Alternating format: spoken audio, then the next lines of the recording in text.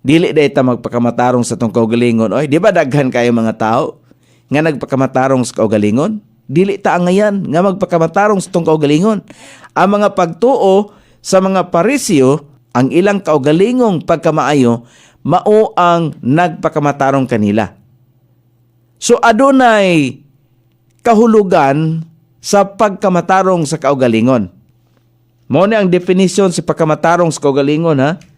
Dire sa Romans sa chapter 10 verse number 3, mao ni ang definition dinhi. Ingon ang pulong sa Dios, kay sila ingon nga mga ignorante sa pagkamatarong sa Dios. Ignorante sila, so mahimutang dili lang kay sila, lakip kita mga bumabasa, lakip kita mahimong ignorante kung nagpakamatarong tas nung kaugalingon. Kay sila ingon nga mga ignorante sa pagkamatarong sa Dios.